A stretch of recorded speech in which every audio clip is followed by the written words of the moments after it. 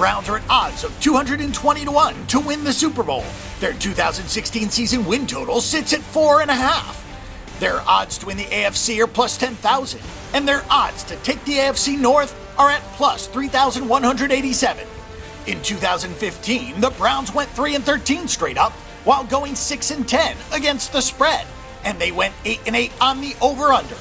Not much is expected from the Browns in 2016, as they have the lowest win total of any team at just 4.5. The Browns have been a mess of a franchise for almost a decade, and they have not had a winning record since 2007, finishing with no more than 5 wins in 7 of the last 8 years. The Browns went out and hired a new head coach yet again, so it's now up to Hugh Jackson to get this team headed in the right direction. The Browns have big problems on both sides of the ball, and they're not even sure who their starting quarterback will be between Josh McCown and Robert Griffin III. The Browns were awful on offense a season ago, averaging just 17.4 points per game, while the defense was also terrible, allowing 29 points per contest, and it is hard to see how it gets any better for the Browns this season. The Cleveland Browns are really hoping that Robert Griffin III is the answer at quarterback, but based on how he played with Washington and with his injury history, that seems unlikely.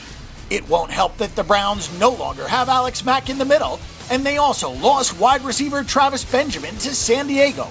The Browns are hoping that first-round pick Corey Coleman can be a game-breaking receiver, but it's hard to see him making a huge impact considering he will not get many deep targets because the quarterbacks just don't have the time to throw the ball. It is not all bad news for Cleveland on offense, as they do have a decent running back in Isaiah Crowell and a very good tight end in Gary Barnidge. They also have one of the top tackles in the NFL in Joe Thomas. The Cleveland defense is simply on the field far too often, so it's hard to know just how good the team really is.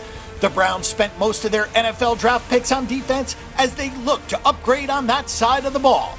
The Browns are counting on DEs Emmanuel Ogbah from Oklahoma State and Carl Nassib out of Penn State to make an immediate impact. The Browns are still going to struggle on defense as they don't have much of a pass rush, and they don't have anyone to help out Paul Kruger in the middle. One of the few bright spots in the secondary is Joe Haden, who is one of the top cornerbacks in the league.